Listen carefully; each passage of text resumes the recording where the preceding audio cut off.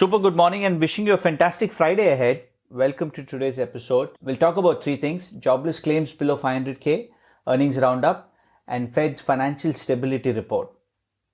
US stocks mounted a late session turnaround Thursday, closing at session highs following upbeat corporate earnings and signs of continued improvement in the labor market. Stocks rallied in the last hour of trading as investors snapped up shares of everything from consumer staples to banks to technology companies.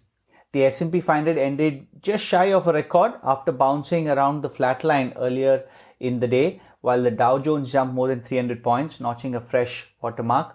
The Nasdaq Composite also got a boost, closing in the green, snapping a 4-day losing streak. The moves also followed new data from Labor Department showing that jobless claims had slipped below 500k last week for the first time during the COVID-19 pandemic, suggesting the economic recovery continues. The much anticipated non-farm payroll report will be coming out later today. NFP should show continued positive employment trend, with consensus calling for employers to add about 1 million new jobs. The economy's rejuvenation this year has been a key driver behind the S&P 500's 11% gain so far this year, with most of the benefits going into companies that are more closely tied to the US economy.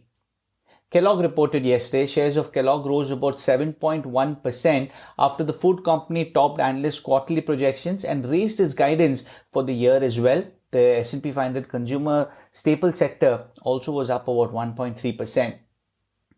We spoke about PayPal yesterday. Shares were up 1.9% after the digital payments company bumped up its revenue guidance for the year. Tech and communication stocks in the S&P 500 gained about 1%. Financial stocks also added about 1.4%. Healthcare stocks notched the smallest gain of the S&P 500's 11 sectors, rising less than 0.1%. The sector had been trading in the red for most of the day after US Trade Rep Katherine Tai said the US would support waiving intellectual property rights to potentially enable companies in the developing countries to manufacture their own versions. That sent shares of several COVID-19 vaccine makers lower until reports that German Chancellor Angela Merkel pushed back against the plan helped them to recoup some of their losses. So Moderna still was down 1.4%, Pfizer was down about 1%, while Johnson & Johnson closed slightly up 0.4%. Shares of Etsy dropped 15% after the company predicted a slowdown ahead despite posting strong results for the first quarter. Just a roundup on some other results, Peloton posted record quarterly revenue and a 5-fold increase in paid digital subscriptions. Sales gained 141% to 1.26 billion, topping the 1.12 billion estimate. Beyond Meat sales climbed 11% to about 108.2 million, missing estimates for about 113.2 million. Adjusted loss of 42 cents also missed estimates. Moderna missed on revenue and posted COVID vaccine sales of about 1.7 billion. It raised its supply forecast for this year and expects to produce about 3 billion doses next year.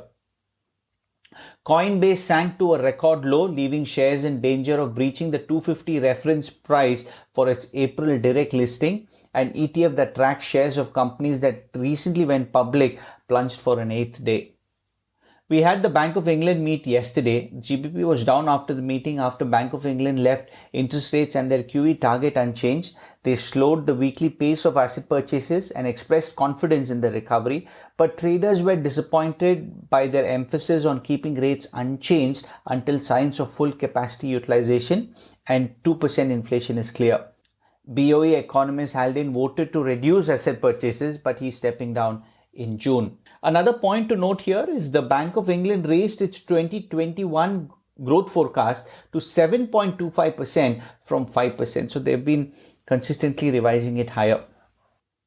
Lastly, some comments from the financial stability report that came out from the Federal Reserve yesterday. The COVID-19 pandemic remains one of the biggest near-term risks to the stability of the financial system, is what the Federal Reserve said, while noting that asset prices are vulnerable to significant declines if investor sentiment shifts.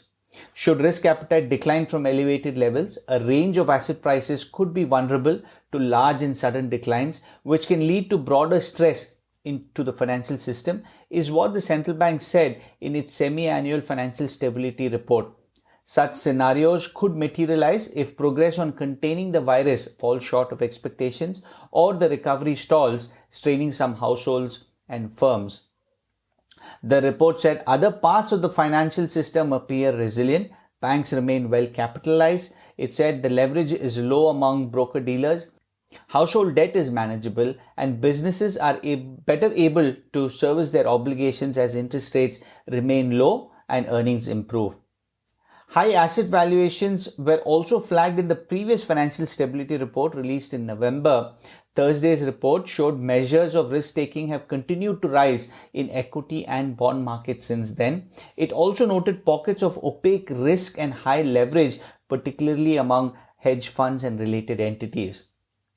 So far though, Fed officials say they don't believe lofty asset prices call for a reduction in the central bank's asset purchases, let alone higher interest rates. One exception is Dallas Fed President Robert Kaplan, who said Thursday that the Fed should begin that debate as soon as it can.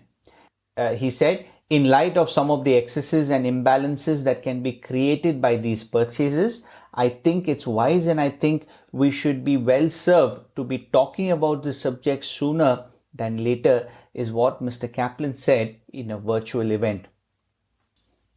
Hands down, the Fed is the most important institution in the financial market. So what they say and what they are thinking is very important, and which is why I thought I'll cover this.